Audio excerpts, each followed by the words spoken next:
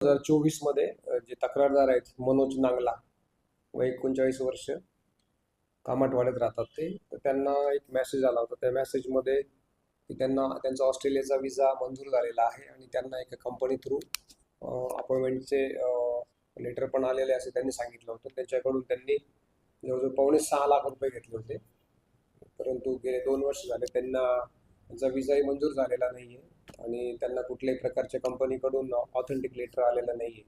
त्याच्यामुळे त्यांनी पोलीस स्टेशनला तक्रार दिली होती. तक्रारीची शहानिशा केलेली आहे आणि त्याप्रमाणे विविध कलमांवर गुन्हा दाखल करण्यात आलेला आहे. सध्या ते 2024 मधलं प्रकरण आहे. नोकरीला लावून देतो म्हणून त्याचं ॲग्रीमेंट वगैरे लेटर त्यांनी पाठवलं होतं. ऑस्ट्रेलियाची एक कंपनी होती, कुठली तथाकथित कंपनीचं त्यांनी लेटर पाठवलं.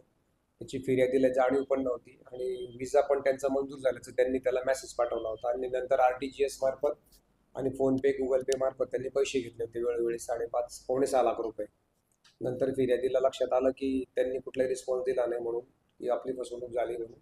तर त्यांनी पोलीस स्टेशनला एक तक्रारी अर्ज दिला होता. तक्रारी अर्जाची शहानिशा केली.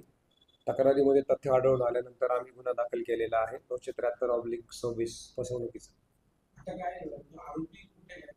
सध्या आरोपी ऑस्ट्रेलियाला असल्याबाबतची प्राथमिक माहिती आहे. तरी आम्ही त्याची LOC काढून पुढचं जे काय आहे ते तपास पूर्ण करणार आहोत. API गिरी त्याचा तपास करीत आहेत.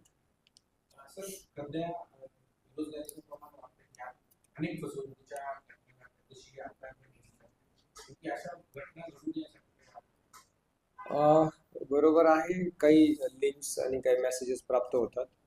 बेरोजगार तरुण असतात त्यांना हेरून किंवा रँडमली पाठवले जातात आणि जो त्यांना रिस्पॉन्स देतो किंवा रिप्लाय देतो तर मग तो त्याला बळी पडतो असा त्याचा अर्थ आहे.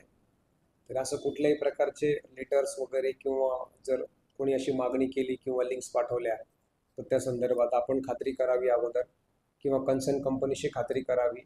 सगळ्या कंपन्यांचे पोर्टफोलिओ हेच वेबसाईटवर अवेलेबल आहे किंवा त्यांचे HR असतात त्यांच्याशी संपर्क करावा आणि जर त्याच्यात तथ्य आढळलं तर ठीक, नाही आढळलं तर त्यानंतर आपण पोलिसांशी संपर्क साधावा किंवा अशा कुठल्याही भूलथापांना बळी पडू नये. आणि कुणालाही आर्थिक व्यवहार करताना अगोदर पूर्ण खात्री झाल्याशिवाय कुठलेही ट्रान्झॅक्शन